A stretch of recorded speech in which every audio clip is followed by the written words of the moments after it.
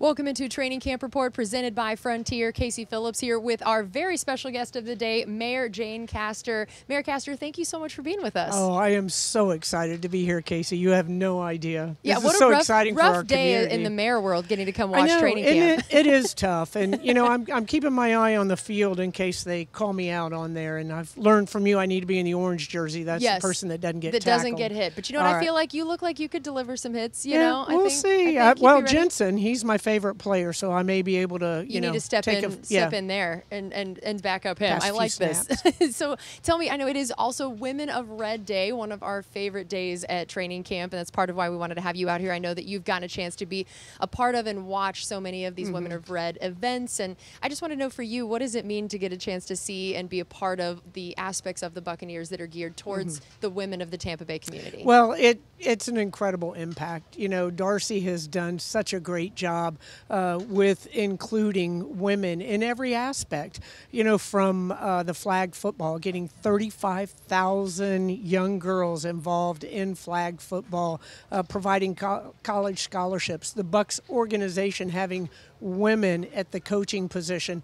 Being on that cutting edge of gender equality is incredibly important, and I'm just proud to be a part of the Women in Red because women love football, clearly. I would say more than men, but they may want to argue that. But we're not point. biased or That's anything. right. We're not biased. And for you, getting to be the mayor of a town that has an NFL team, how special is that? And I mean, I remember when we had the ceremony right after the Super Bowl, and I got to hand it off to you to get a chance to say a few words at the parade, and Yes. just what that's been like to be a part of that aspect of the community. Well, Tampa is a very, very diverse city, clearly, but the difference is that we embrace that diversity, and there are difference of opinions about a number of different issues, but everybody can get on board to support the Bucs and what they have done for our community on a daily basis and out in the community. You know, the Glazer vision, all of the things that the Glazer family does are incredible in our community, but really it is so impactful to see the team and the way that it brings the community together. Then to be able to have our signature boat parade, you know, we're looking forward to one of those again this year, but it really does. There's nothing that brings a community together like sports. And for you to think about something like a Women of Red, I know that sports was a big thing for you, Yes. you know, growing up as well. To imagine to have this to come to before you were mayor, you know, even if you were a young girl, what Yes. would a day like this have meant to you? Well, it would have meant everything to me. You know, it's the opportunities and the phrase I always say, if you can see it, you can be it. So if young girls can come out here and see women's involvement in professional football, they will know that that is in their future. And I tell you, the first flag football tournament that I came, the girls flag football tournament, I can't tell you the joy it brought me to see all the young boys and all the parents on the sidelines watching the young girls play. And that was a we have arrived moment for me personally. I know you said you love Jensen, but if you were going to play any position out here, if you could suit up for a day, what do you think you'd play? I think if I could be the person, I'd have to be Mike Evans. Oh. I don't know how the guy does it. It is simply incredible to watch him. So I'd need a little bit of the talent, but I'd love to catch one of those long Brady passes for a touchdown. I love that. That's awesome. Well, Mayor Castor, thank you so much for spending time with us this morning and for your support of the Buccaneers and the support of everything that they're doing for women in the community. We really appreciate it. Always a pleasure, Casey. All right, we have more coming up here on Training Camp Report presented by Frontier. We'll be right back. Go Bucs! Luke Gedke, offensive line, Tampa Bay Buccaneers. I grew up in a small rural community called Whitelaw, Wisconsin. It's about 30 minutes south of Green Bay. We didn't have any stoplights in town. The most we have is a few two-way stops. On my block, we had a lot of neighbor kids. We have a big field in our backyard, so we'd go out and we'd be playing tackle football in the field, baseball, basketball in the street, golf, you name it. The only rule my mom had was just be home when the streetlights came on. For a while growing up, I was known as the fast kid, so I just had dreams that I'd be an NFL running back. As time went on, obviously everyone speed-wise caught up to me, and I got a little bigger and was known as the big kid, but the physicality of the game is really what drew me to it. I mean, we'd be out at recess in middle school and elementary school, and we'd be playing on the pavement. I'd be tackling kids and everything, and not afraid to stick my head in there at all. So played tight end in high school. Then when I got to Stevens Point, I ended up earning the starting tight end spot. After the first year, I decided, like, why waste another year eligibility? Maybe I'm good enough to transfer now. So I made a cut up of myself just on some software and sent it out to Central Michigan coaches' contact info I got online, and just sent them an email with the huddle link and asked for a walk-on opportunity. Central Michigan, they had me there the weekend after I emailed them. They had me go on a tour, and at the end of the tour, the head coach ended up offering me a full scholarship. Just busted my tail there and earned the starting right tackle position, and then was fortunate enough to enter the draft this year, and now I'm a Tampa Bay Buccaneer. Really just hope to bring same demeanor I've always had, same character, good character guy, and be able to gel well with my teammates and just really show them that I'm going to leave it all on the table for them, like I'm here for them, and just going to do whatever it takes to help this team win at the end of the day. Welcome back into Training Camp Report presented by Frontier, and you just got a chance to meet Luke Gedeke. I know we are going to talk a lot more about the offensive line in this segment, and now I am, of course, joined by senior writer and editor Scott Smith, having to follow another great guest. You know, I mean, I don't think this is fair to me the last week true. or so. It's very true, you know, especially on a Women of Red Day. It's a little Exactly. hard for you to follow that, but That's we true. are very I'll excited. do my best. I appreciate that. Thank You're an honorary member, you know. So first of all, we always want to get into our Ticketmaster play of the day. This is from yesterday's practice, and as you asked for, Thank you. You've talked about it was all these offensive plays. Well, we had to give it to this. This was a pretty incredible interception. Antoine Winfield Jr. had himself a day. He had a day. That was, I think, the very next play after he'd broken up another pass. Yeah, he was all over the place, which is what we're expecting to see this season. Yeah, and the defense has talked about the need to make those big plays, the takeaways, the game-changing plays. I know that's been a big point of emphasis, so that's going to be fun to watch as they try to make that happen during the regular season. So now I know that they also were going live for the first time in practice, that there's always a bunch of rules and different things about how they practice, when they're allowed to make different types of contact. And so there was, in the final period of practice, the first time they went, quote, live. So what did you notice from that, and what is the difference in that versus the way they do other periods of training camp? I think saying, quote, live was the right way to put it, because it was close to being like live football. They didn't always take the running back to the ground as an example, but they did sometimes. And when they got down there in the goal line, I mean, I think they did short yardage, which was like 3rd and 1, 4th and 1, and they did goal line from the 1.5 yard line. And the key is the linemen were actually hitting each other at the tempo they would in a game. So you were really seeing which way the line of scrimmage moved and who won that battle. And our defenses looked really good. I had somebody on the sideline tell me that Akeem Hicks from our staff, that Akeem Hicks is having an amazing camp, that he looks amazing out there. And we've talked a lot about the Bucs run defense, so you would think in this segment with the live thing, and they stopped him a couple times at the goal line, we might talk about that. But, let's give the offense some love. And they did score several times, including Rashad White ran it in twice from the 1.5 yard line. And those were live plays, so those are more like what you'd really consider a touchdown. And the Buccaneers in these short yardage and goal line situations have actually been very good in the 2 years that Tom Brady's been at the helm.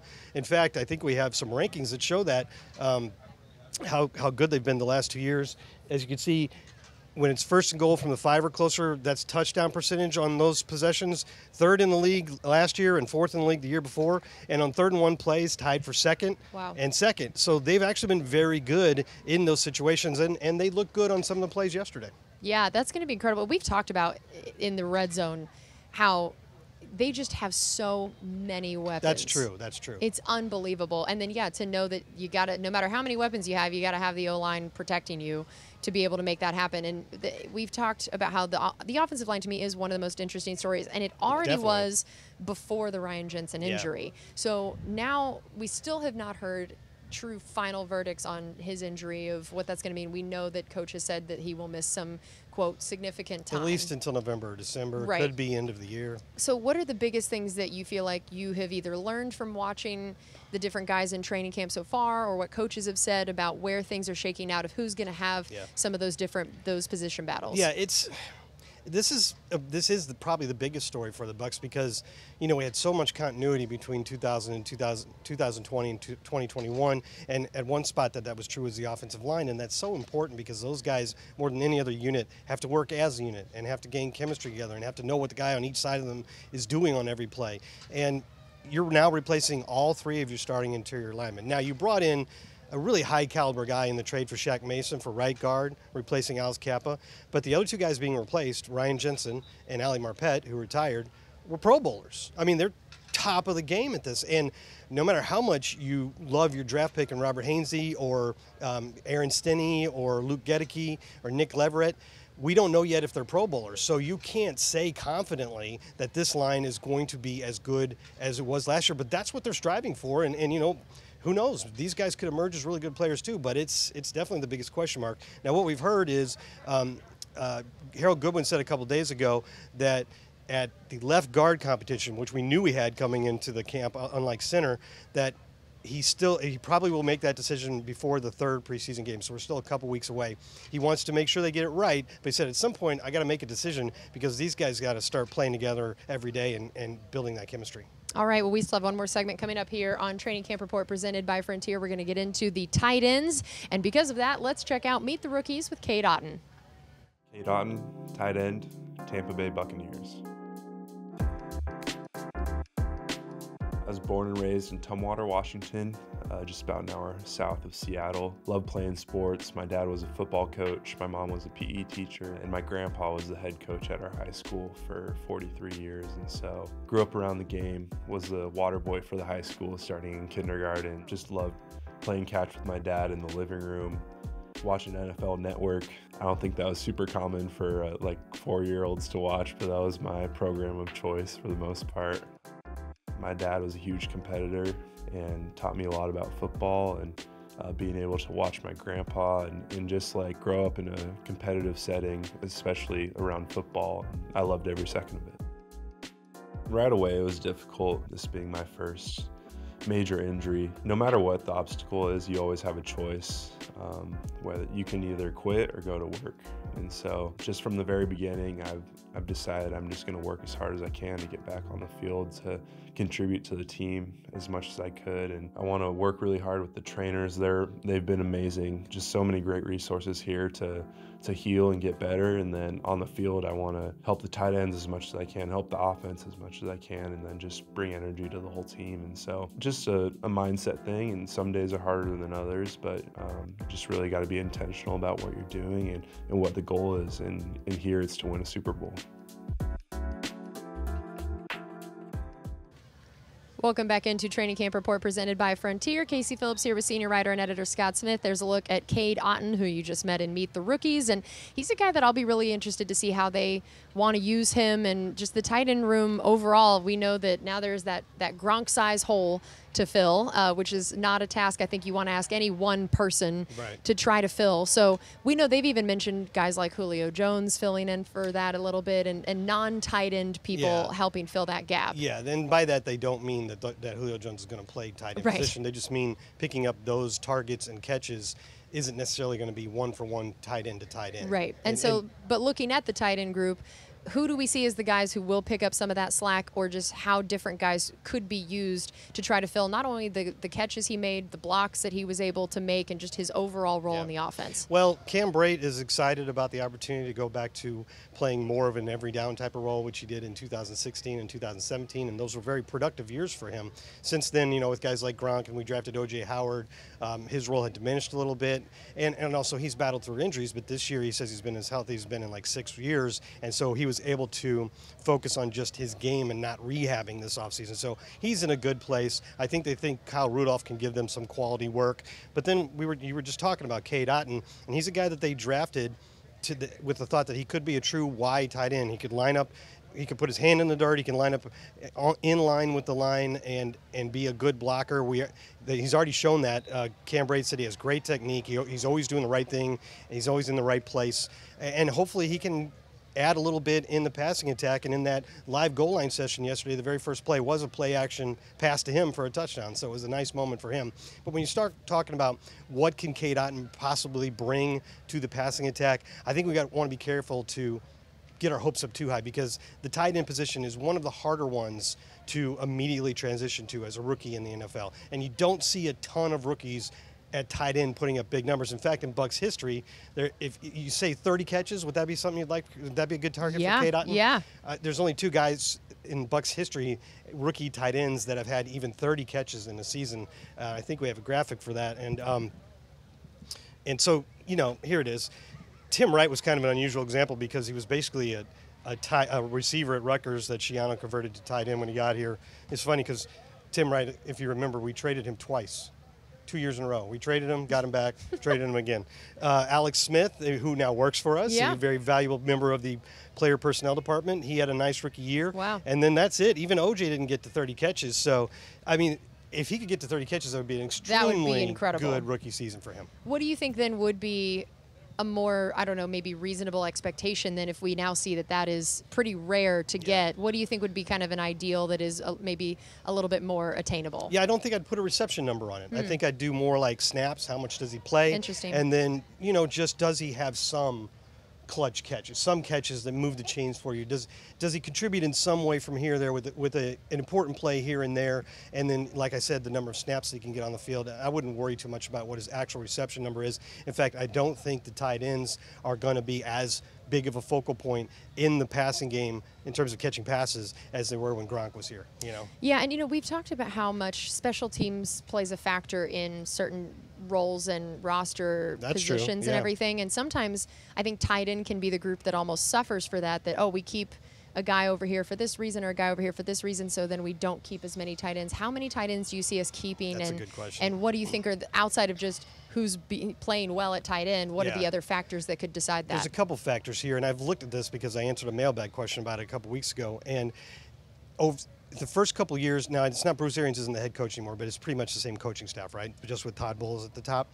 The first couple years, they actually really liked to go with 4 tight ends on the active roster, and one of those was our guy from Canada. Anthony Auclair. Anthony Auclair, who was basically a blocking tight end and was your 4th tight end. So could you see the same thing this year with the main 3 of Cam Braid, Kyle Rudolph, and Cade Otton, and then your other draft pick, O'Keefe, being your 4th guy, so you can do different things with those combinations, and you can keep the guy who's probably just going to be a blocker like he was in college.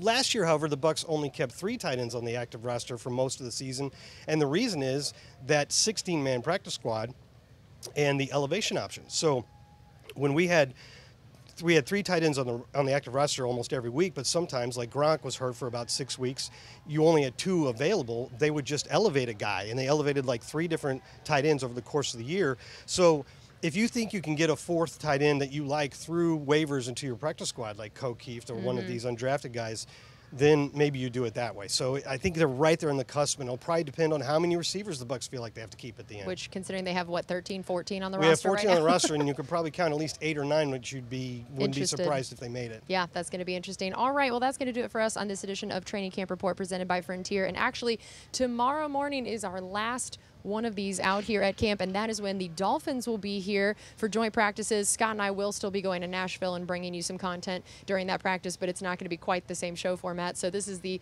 final Training Camp Report tomorrow, presented by Frontier. We should celebrate with chicken milkshakes. You're right. We absolutely should. Bookend it, beginning and end with that. All right, that's going to do it for us today. Hopefully we'll see you back here tomorrow.